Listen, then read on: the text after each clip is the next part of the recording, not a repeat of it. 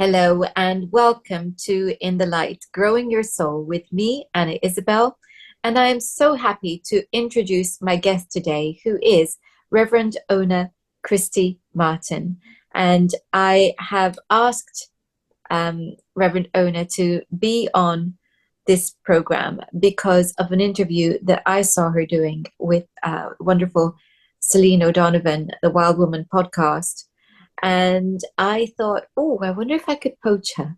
And so here she is. Thank you so much for having me. Let's begin with your title. I think that's a good place to start because Mhm. when I was listening to you in interview, I was struck by your sensitivity, your spiritual awareness, your creativity, the evidence of which is behind you, the beautiful paintings that you do. But before we talk about that, it would be good to get a sense of what that title means. What is a reverend?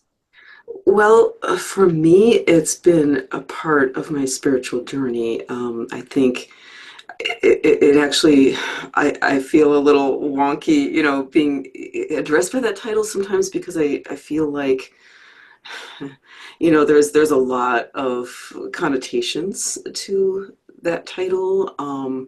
I think we're all you know, I think every human being needs to be addressed with reverence, right? But I think for me, the calling to get ordained was really just part of my spiritual journey. And I think it was part of, on the one hand, really wanting to commit myself to deepening my understanding of spiritual principles and going through a course of study or multiple courses of study to help me to really deepen into that study and that understanding. So that I think was a big part of why I decided to do that. And another is just the idea of putting oneself in service. I think there's in my own journey, there's been a lot of pressure to kind of turn my spiritual work into a business. And because I love business, and I have a background in marketing, and my husband and I run businesses, and it's really fun for me to do business. But it always felt like, ooh, this doesn't feel quite right for me. And I'm not saying I don't want to say that it's not right for everybody because I think there are many, many healers, especially out there, that where it's appropriate in our context of our society to have a business. But for me, it never quite felt like it fit, and so I was already running a little group online a couple times a month, and it just never felt right to make that a business thing. And so I finally kind of came to this understanding that it's really more of a service and more of kind of a gathering or a congregation of people. And so part of why I decided to do this route, to go down this path, is just to kind of legitimize. I guess I didn't feel a need to legitimize it so much for myself, but in terms of, just covering my backside legally or whatever, as to this is truly the intention of what I'm doing. So I hope that It's answers it's your a, question. it's a good start. Yeah. But I think I want to look a little bit more closely Yeah. at your spiritual practices with you. Um, is there a particular denomination that you follow? And if so, what is it? And what Yeah. drew you there? Wow, these are great questions. My degree is through the University of Metaphysics, and it's general metaphysical spiritual science. It's not denominational.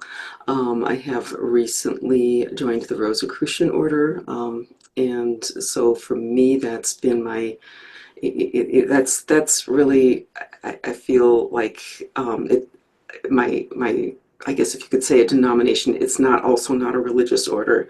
It is also focused on the metaphysics and the spiritual principles.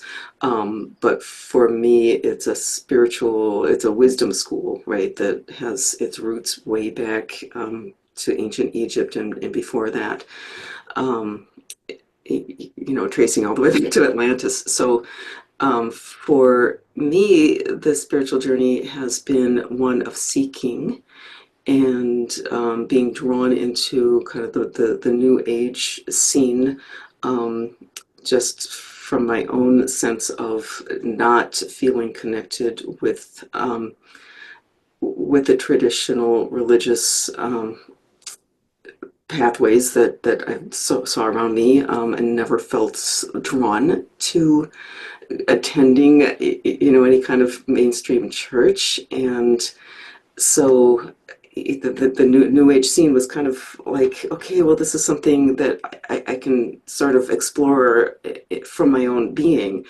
Um, I have found that it's sort of like a Alice in Wonderland kind of scene in a way, is that there's a lot out there that some of it rings true, and some of it I feel like took me down some rabbit holes. um, and at some point, about last year, about this time, I was like, yeah, I just got this really strong feel like there's a wisdom tradition that I would love to find a wisdom tradition that I can really go deep into. And the Rosicrutianism just sort of organically came forward for me, and it feels just amazing.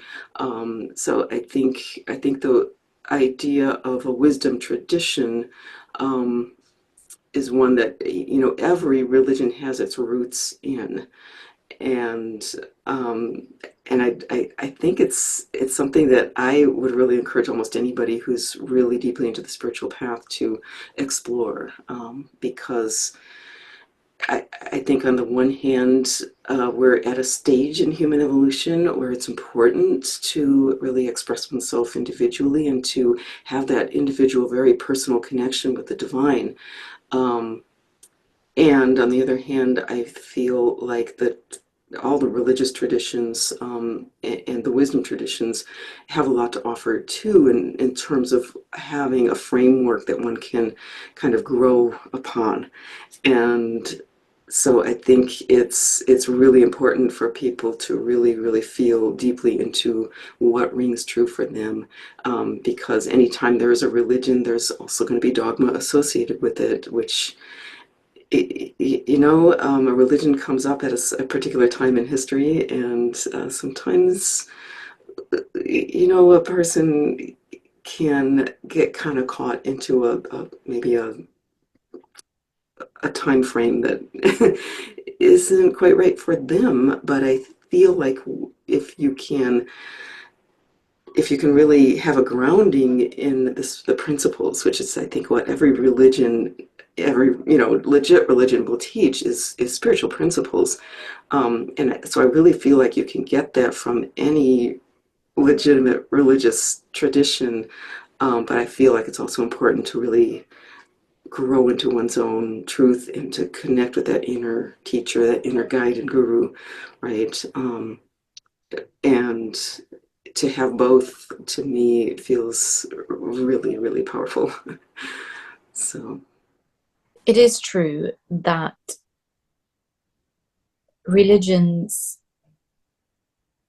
tend to get lost in dogma, and that the heart of their roots gets lost it as can, it is propagandized, as it is used for the manipulation of people.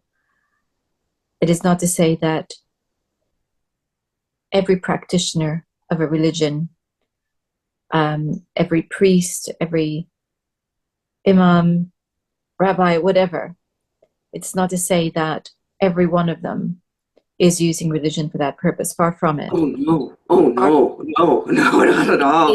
the I, institution, yeah, it's the institutions themselves that it can. Well, I think what it is that it is very powerful. It's extremely powerful, spiritual framework, right? That like anything else in this world, anywhere there's power, there will be the attempt to corrupt it. And whether it's, sometimes it's conscious, but many times it's not. And so I feel like my intention here is not to point fingers or anything. If anything, it's the encouragement, because I know there's a lot of people out there that are attracted to the new age that are just maybe have had spiritual wounding or spiritual trauma around religion.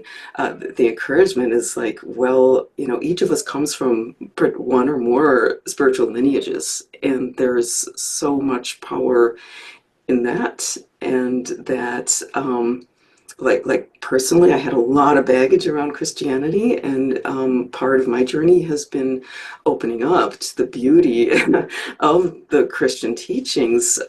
There's a lot there that is so amazing and powerful and life-giving and and sustaining, that I feel like it's this, again, it comes back to your personal discernment. But I feel like there's so much that every religious path has to offer. And I think it's really up to each individual whether and how, to connect with that. So tell us about the principles, the driving principles of Rosicrucianism, because as you say, this is Mhm. extremely old, uh, Yeah, and it's a name that gets thrown around, yeah, um, you know, almost in the same breath as Knights Templar, mm, as even Masonry, Masons. It's kind of thrown around with all these other names. yeah. How is it distinctive from Mm. the others? And what are its guiding principles? What brought you there?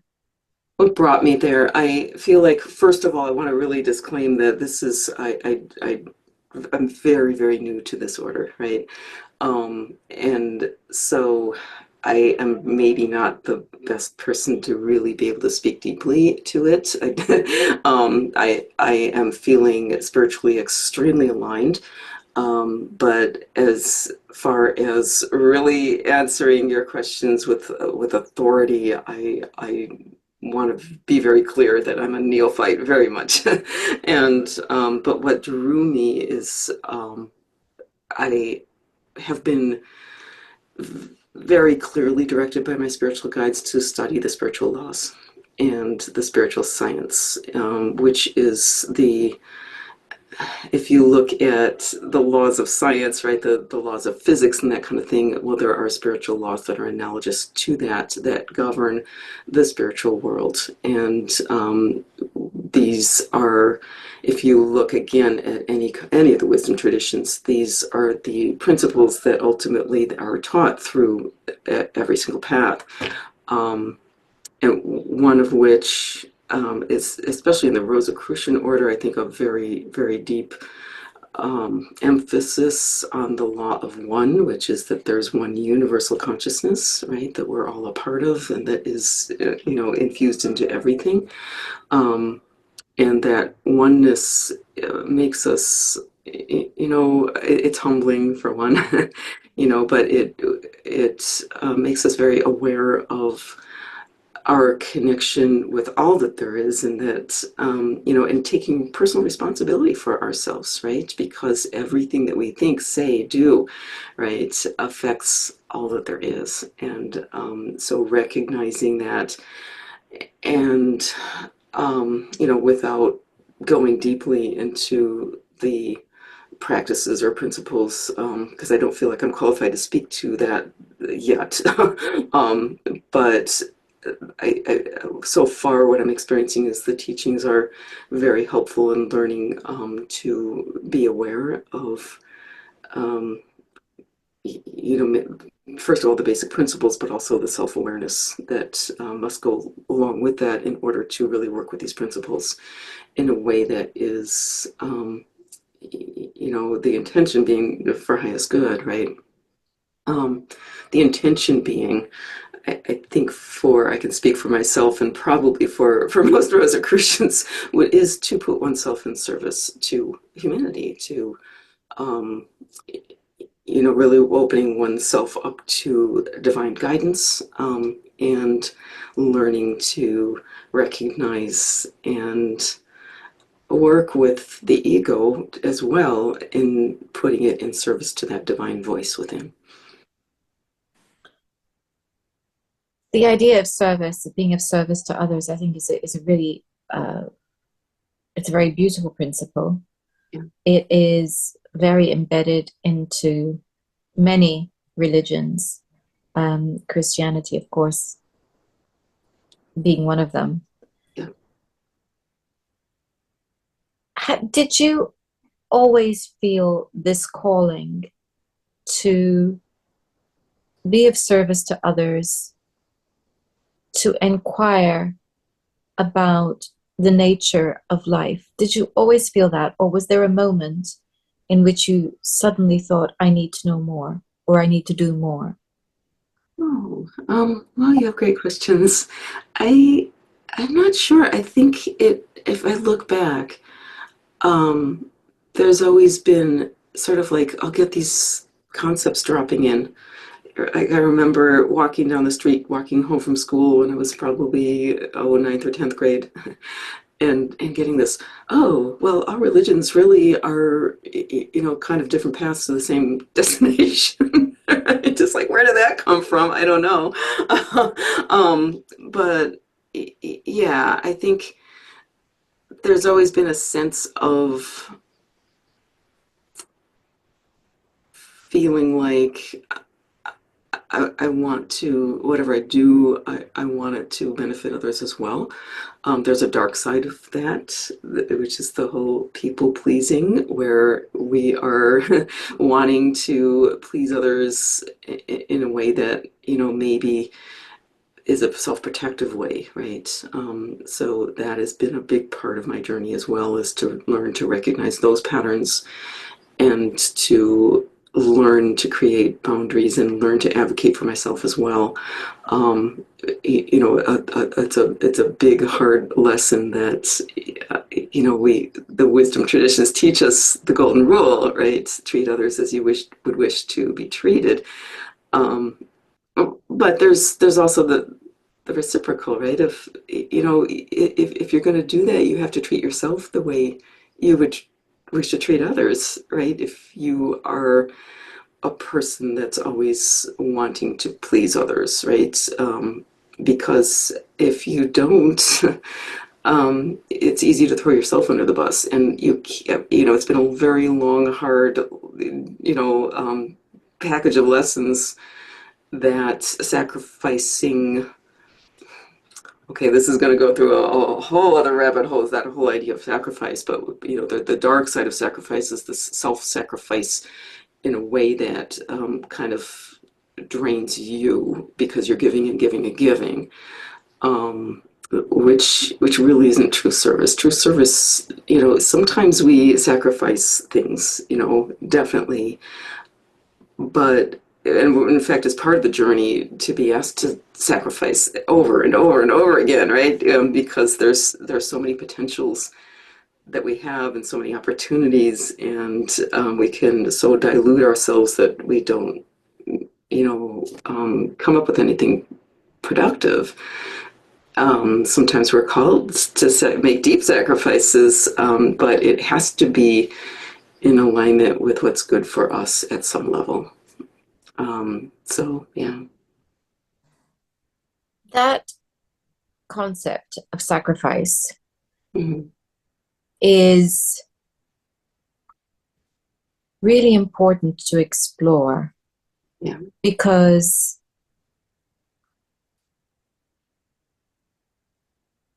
going back, even looking at the Old Testament, there is this requirement that sacrifice be made, and ancient cultures, and sometimes it's human sacrifice. Hmm. And And I think that there's a very important distinction to be made between that which we give freely out of love Yes.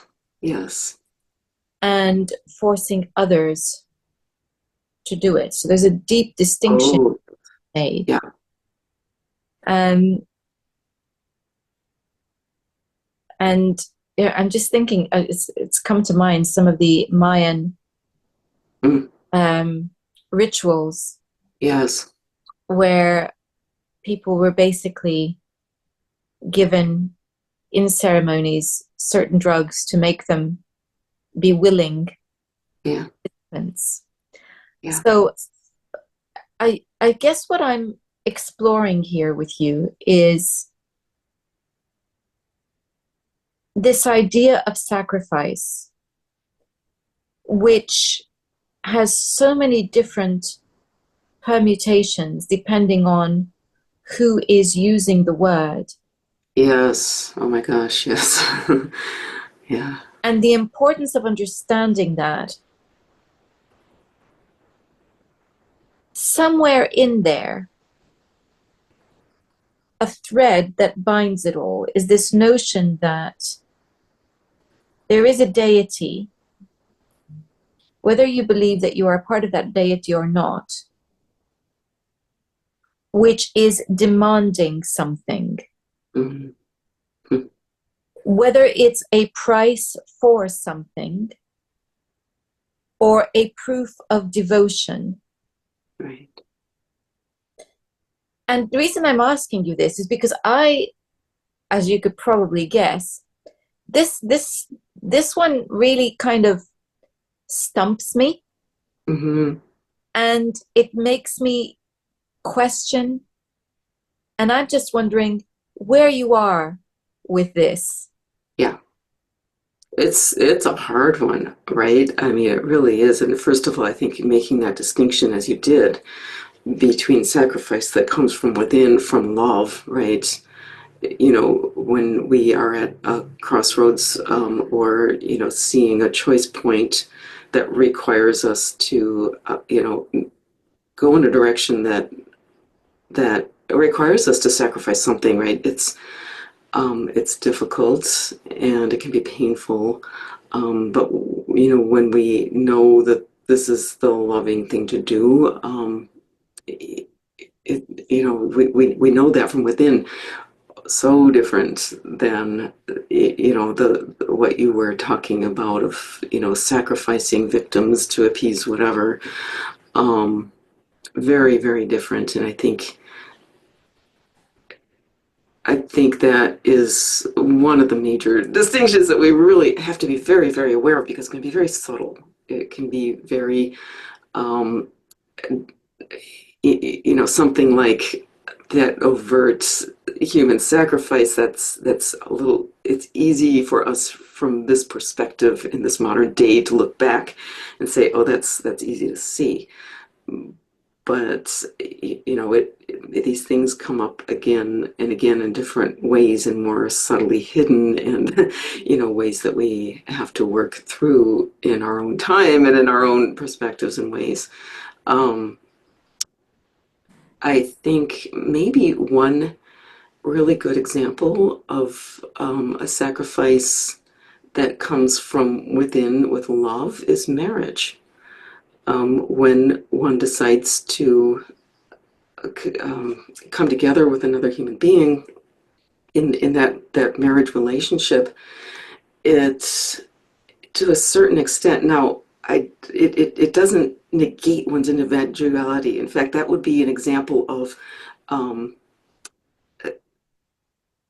like how it can spin back, right? Can spin in a dark way. Is like if somebody enters a marriage with the idea of, well, now I can't really be myself because I'm part of this, right? And I have to just set aside, you know, my goals and aspirations to support my spouse. You know, that would be maybe an unbalanced, perhaps regressive way to enter that relationship. It's probably never going to come into the beautiful partnership that it is meant to be. But when we come into partnership with another in that marriage, um, while retaining our own individuality, and supporting each other, still, by coming together, we've created a third entity. We've created this marriage relationship, this partnership that draws on and strengthens and enhances everything that each of us is, and yet it's something more and bigger than the two parts separate, right? It's rather than one plus one is two, one plus one becomes three, right? That's the sacred Trinity. Right, and out of that comes, whether it's physically, producing children, or, a circle of friends, and good works out of that, or perhaps you're going into business. Whatever it is, you're creating something that's more than either one of you could do, even more than the addition of what I can do and what you can do, right? It's you've created something much, much bigger and beyond.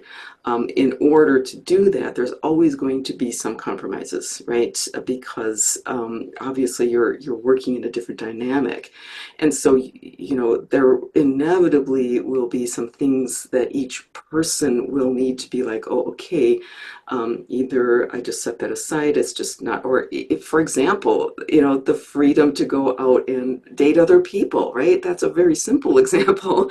And I'm speaking to traditional monogamous marriage here. Okay, I'm not going to even address there are other options, and that's up to people, but in a traditional marriage, you sacrifice that. You sacrifice a certain amount of freedom in order to devote yourself to this, ideally a higher state of being with this other person. I think you used the word right there, devotion, because I was thinking of parents. Becoming a parent Yeah, requires a sacrifice. yeah, Sacrifice is perhaps, to eschew some of the old habits. It's so in order to take on that additional responsibility for the yes, bringing up of a child. yeah, And there are many, many ways in which we do this. I have a dog, and that was a life-changing experience the moment he came into my life as a puppy. yeah. And I promised him I would take care of him, and we would have lots of fun together. Mhm. But what it means is that I don't really like going places where he can't come because he doesn't like being on his own. Exactly. So restaurants, fine if they allow dogs. If they don't, Yeah, that's it. It is a right. sacrifice. Yeah, But you know what? It's one I make willingly. right. And I Yes. think that's the thing.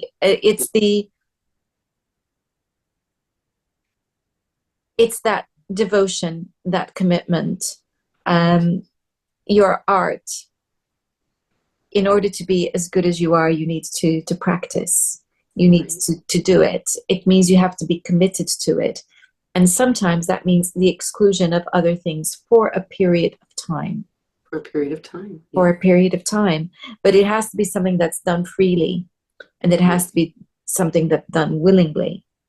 Right. So I like that. I like the way that you framed that. So this you were talking about egos a little while back. Mm. And I guess my next question is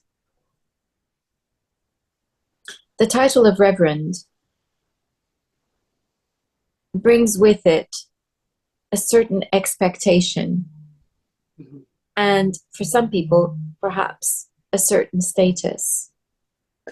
So, how do you regulate yourself? What do you do to maintain your integrity and a kind of chastity of intention? Another really, really beautiful question. I think a lot of it for me is really practicing self-awareness. And the further I go along my spiritual journey, the more this comes into play. Um, I often communicate with spirit through my journal, as well as through the art.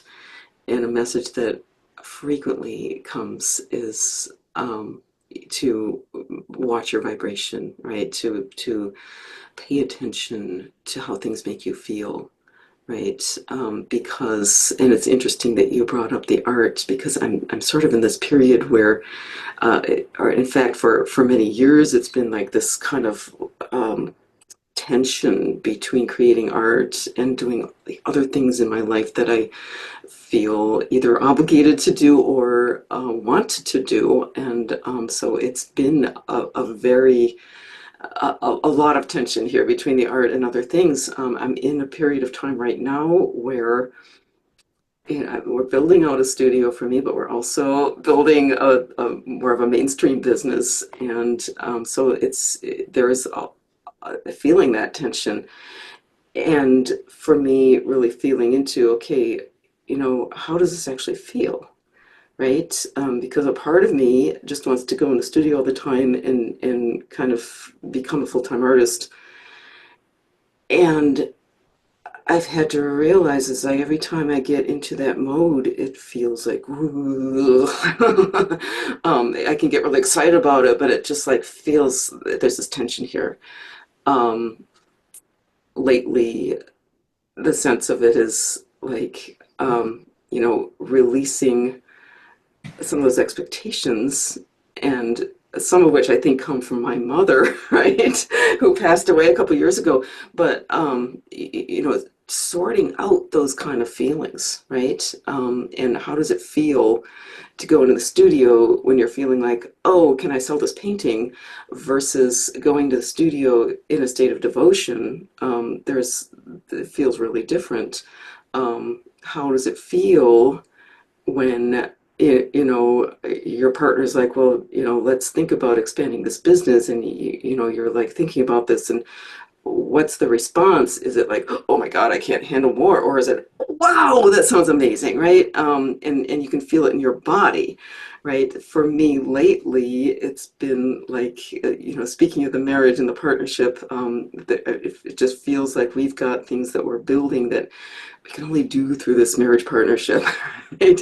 And that for me right now is starting to take precedence over other areas of my life. But I have to be really, really honest with that, because you know, I've got this little ministry and I've got my art, which is both of them very dear to my heart, and you know, that I feel a sense of commitment to, and balancing, you know, how much time do I have to devote to that, and how can I devote that time fully to that and still take part in this thing that's growing between the two of us, that is just feeling like, wow, yes, this is a big yes for me, right?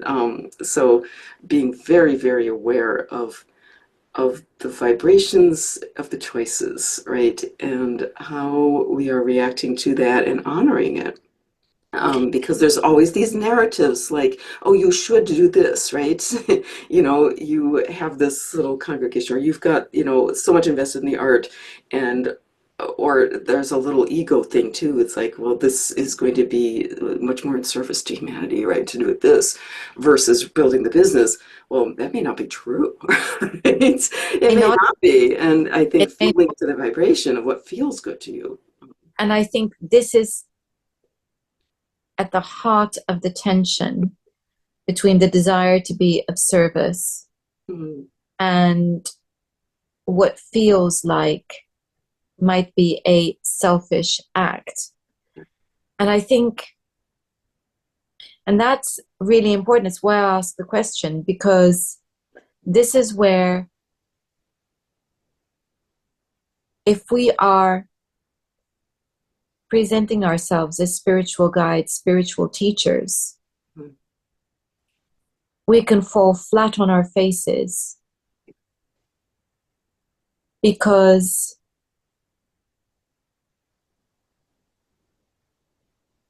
we're not being flexible with how the service is provided. Right. And we become worried that we're not doing enough, Hmm. or that we're in some way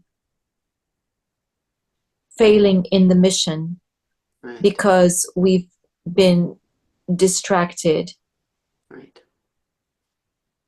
And I think, you were talking about people pleasing earlier, Mm, and this is God pleasing. yes. It's the trap of needing to prove that we are worthy. Right. Yes. Yeah. And when we do that, we can accidentally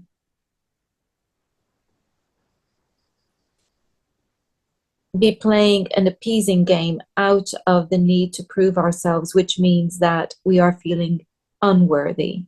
And Right. all sorts of hypocrisies, etc., come in the minute we start doing that. So Yes. I would say that to be a well-rounded individual, you have to follow your heart, Yeah. because I would think that it's through our heart that God speaks to us. And Yes.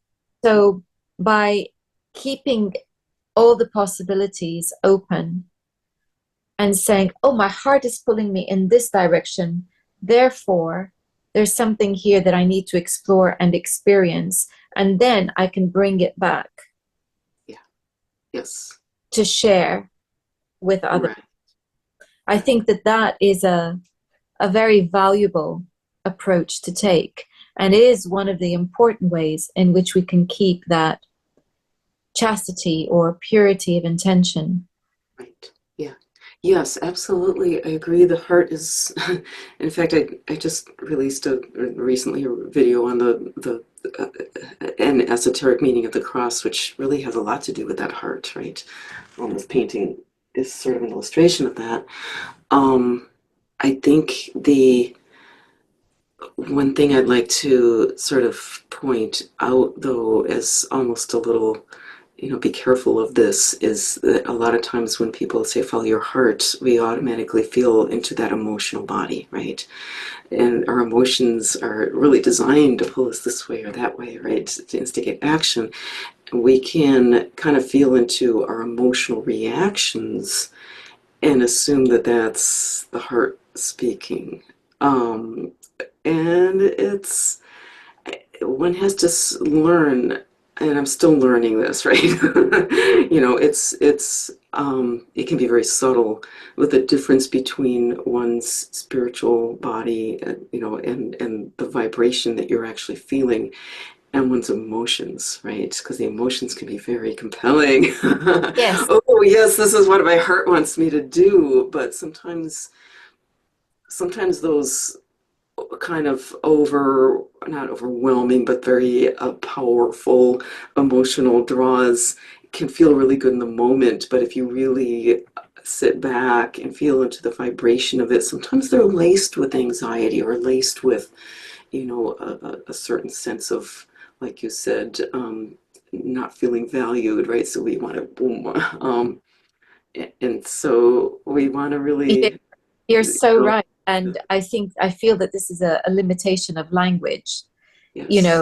We are struggling to find the words to express this numinous um, thing. And it sounds grand as well, to say it's a calling, Mhm. but I think you're right. There is a very distinct difference. And sometimes it's very difficult to tell the difference between um, having a powerful sense that there's something to be explored Mhm. and a whim Right. that is a reaction to an event. And I think this comes back to what you were saying about self-awareness, Mhm. and that questioning of what is it. Everything, yeah, it comes back to everything needs to be questioned. Yes. Yeah. Oh, and coming back to Rosicrucianism, that's a big one. I've kind of heard Rosicrucians characterized as a walking question mark. And that's something that kind of made me, one of the things that made me realize, oh, this is really for me, is that I've always been like, question everything. Question everything. And I think, the age of Pisces was considered the age of the guru, right? Where, and this is a very kind of going back to traditional ways of um, having a spiritual path is to find a guru. And I think, gurus and teachers can be so amazing, right? Finding somebody who's further along the path than you are in one way or another, right? And learning from them can be an incredible experience. But I think we're moving into an age where it's like there's really the inner guru that we need to be very most cognizant of and really follow that inner guru. Um, because yeah, I've just lost the train of thought. Yeah, no, I hear you, and I think you're absolutely right. And I think the thing is that there are gurus and there are self-appointed gurus. Yeah. The self-appointed gurus are the ones we generally want to avoid. Um, Usually, yeah. because real gurus actually want you to find the guru within, because they are Yes. there to empower you Right. and to get you thinking and asking questions about what is best for you. Right. And it is really about trusting yourself. So it's about empowering and trusting yourself. Yes. Um, and I think people like that generally are uncomfortable with being given that title, much in the same way that you are not always sure that you're happy to be called Reverend. And Yeah. I think so. I think there is that, and I think that that's a good way to see whether somebody is being led by their ego Mhm. or by the humble desire to be of service to empower others. So I think that this is a very important distinction that you're making there. Yeah, And and it's yes, and it is, and I think another red flag is somebody says, "Oh, I don't have any ego anymore." It's like, well, I love, yeah, really?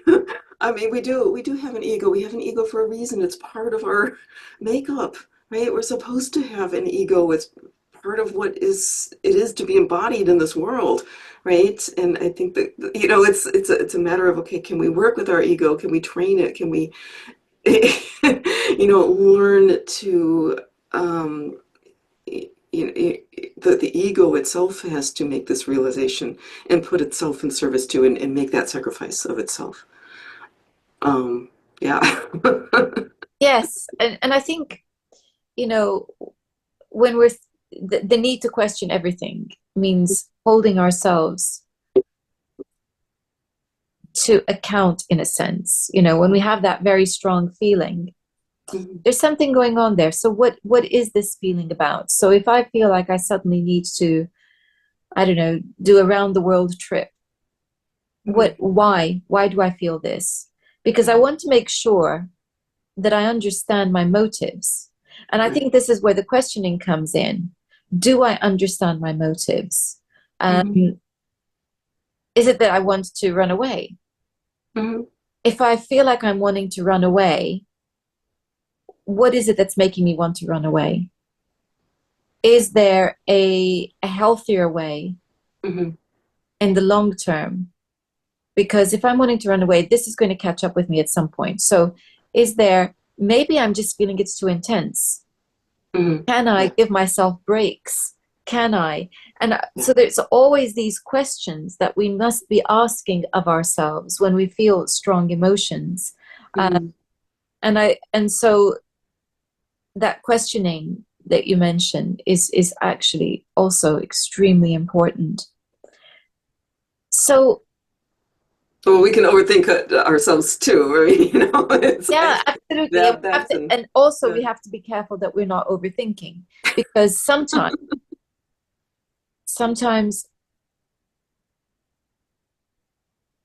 there's a moment in which we know that something's right and we can't articulate it.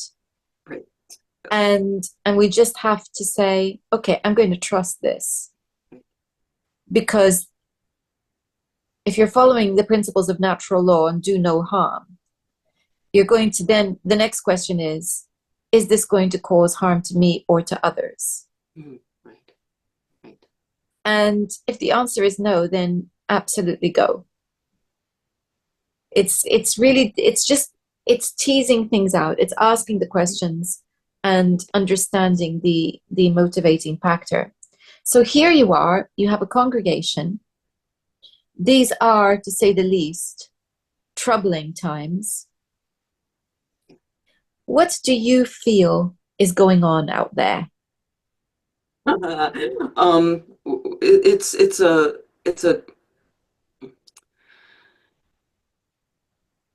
it's a shift. You know, we all know it's a shift in consciousness going on. But in terms of the evolution of consciousness on this planet and within humanity, it's a sea change. It's like changing state, right? Where ice changes into water or water changes into steam. It's that kind of a change. So we are in the midst of it right now. And there's been a lot of changes happening on the spiritual level. We're starting to see that manifesting. Um, there's what I'm seeing happening is that we're really shifting from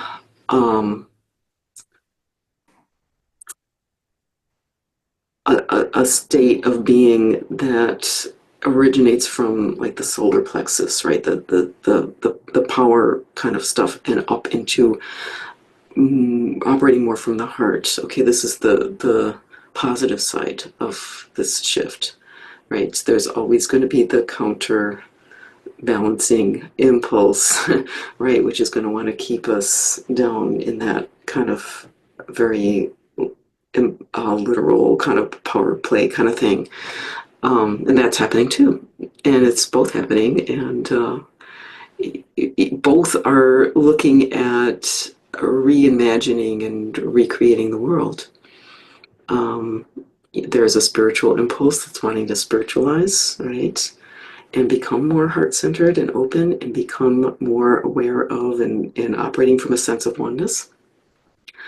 There's also a counter influence, which is also wanting to come into oneness, but more of a kind of a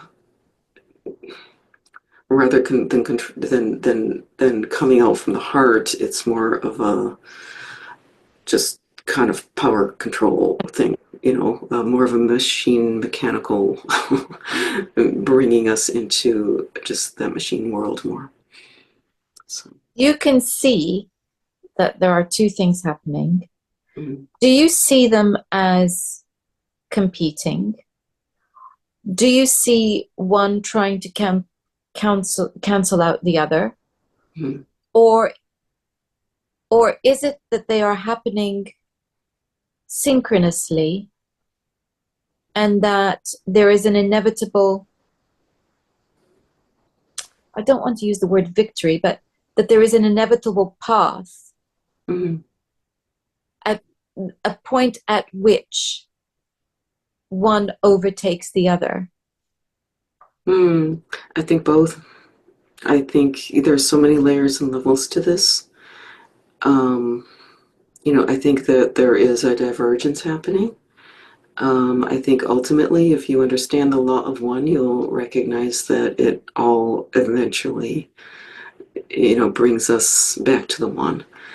But in terms of, you know, Earth time, you know, however many million, whatever years or even Earth lifetimes that will be, we don't know. I mean, that's getting the huge picture. In terms of our experience here on Earth. Um, from what I understand, there's a process of spiritualization out of matter, which is more an organic process, which involves actual alchemical processes in the body, right? Where we're working with and through the body to eventually spiritualize out of matter. That's the organic process. That's the evolutionary process. for where we are in the earthly cycles. The other impulse is wanting to keep us in the body. There's a lot of concern about, okay, what if the Earth, it gets destroyed and we all have to go to Mars or something, right? I think, well, I understand that concern. I think it kind of bypasses the truth that I feel is that we're actually part of the Earth, and can we actually amputate ourselves from the Earth's field and go somewhere else? I mean, that it's sort of like, well, can we take our brain out of the body? And to me, that does not feel like it's part of the organic evolution of consciousness and humanity. But it is a very lively train of thought that's becoming very predominant in the world. So we've got that going. We've got the whole AI scene going on, and what that is that's amazing. And it's also like there's so much we don't know, so much we can't even predict. This is a really interesting time that we're in right now, because it's like, how can we predict? And I think there are so many potential timelines, right, that we could be stepping onto over the next few years. I think a big question is, are we collectively, as a humanity, going to be tipping the scales more towards an organic timeline or more towards a mechanical timeline? Okay. I think either way, we're still going to have this divergence. People are going to, a certain sector of humanity will spiritualize it, and that'll happen. A certain sector will stay more in the 3D, however you want to phrase it, sense. And, whether or not the Earth can actually survive in that state, I mean, that's that's a big question. There's a lot happening, but what I do know is that we're creative beings. And so as we imagine life moving forward, and as we make decisions based on whatever vibration that we're feeling, this isn't a preordained thing. We're in the midst of creation right now. I think both worlds are being created right now. And the question is, can you feel into your own vibrations, right? And feel into whatever choices you're given right now. How does it really feel, right? What is the actual vibration of it? And again, it can be hard to distinguish, because if a vibration feels like this, it might be the vibration of anxiety that's disguising itself as excitement or whatever, versus, I'm finding that there's when I am feeling most in tune to my higher self and higher guidance, it's much more subtle, and it's for this deep sense of peace. It's not this, oh, I feel called, right? So much as, oh, this feels great. I was out in the garden the other day, because the last few weeks I've been really sort of like torn between, okay, like again, we're looking at this business thing and growing this, and feeling like I really want to get back in the studio, and feeling like, oh my gosh, how do I navigate this? And I went back and I was gardening, and I look up, and it's this beautiful spring day, and there's this brilliant blue sky, and the maple leaves have just come out. They are just the brightest green you've ever seen, and the apple tree was in full bloom, and the hummingbirds were going, and then the crabapple was there. So we had this big white apple tree, and the pink crabapple, and this blue and green. It was so glorious. And I look up, and the bees are buzzing, and I just get this sense of profound peace. And just, I get this message: all roads lead to Rome. And Yeah. it was like, oh, um, I can just relax. And it's like, it really, in some sense, doesn't matter if I choose to, go really focus on my art, or if I focus on building this business with my husband. Any road that I choose in a way that feels, that I really can devote myself to, is going to lead to the right place eventually for me. And it was sort of like, oh, I can let go of all this, right? So I brought my husband back and told him about this, and I could see his like, oh, because we had been like sort of like, oh, we're gonna build this thing, and so we were both like, oh, it was sort of like laying down the burden of responsibility in a way, and being able to just really feel into, okay, what feels good. And at first I thought, well, okay, we're just gonna just sort of chill and kind of keep doing what we're doing. But as it turns out, now we're starting to approach this business idea in a way that feels a lot more aligned. It's still a big undertaking, but it feels like there's this kind of more peaceful, like grounded sense of, okay, well, yeah, we're building something.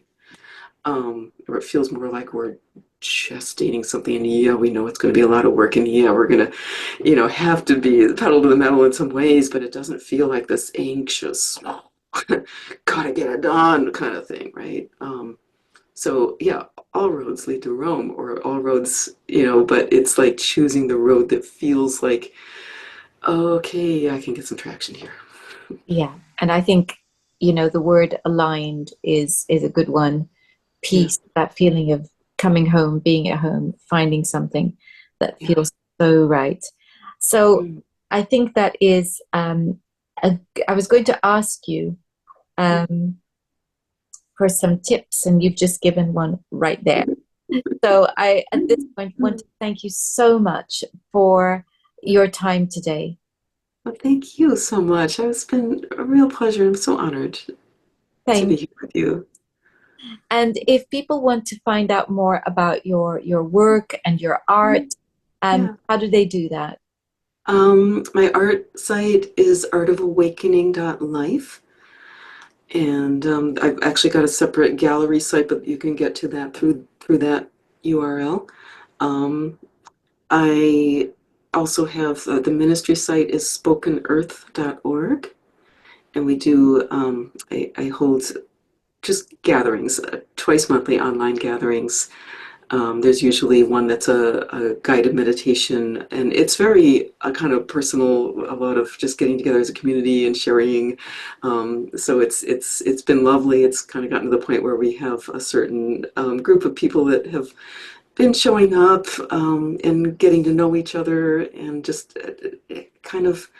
I think there's a lot of people out there on the spiritual path that have the sense of spiritual loneliness, right? That maybe you're drawn to the spiritual path, but maybe you haven't connected with any particular tradition, or just feel alienated from whatever tradition you may have grown up with, or whatever it is. But there's still this need for, I think the whole idea of church to me is more than, is not dogma to me. It's more like, okay, let's have a community of people that can come together and be supportive and come together in a field of love, right? And have this spiritual experience together.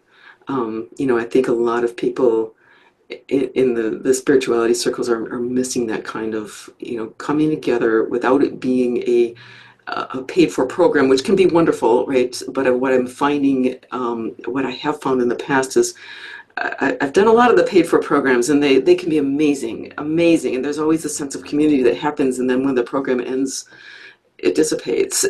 It's like, Yes. so that's what I've been trying to build. And so there's usually one that's more like a kind of a ceremonial. I'll lead people in a spontaneous guided meditation, and I feel that it is a co-creative thing, Beautiful. because we'll share ideas and intentions before I just let spirit channel through me.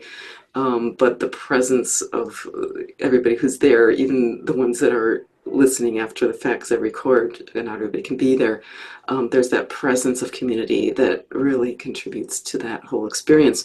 So that's been amazing. And then the other one each month is an interactive. Sometimes we just do a coffee chat, or we have an oracle party or something like that. Perfect. So it's just fun. Well, I'm putting a link to those in the description box, and All right. I'm sure that many people will be wanting to join you.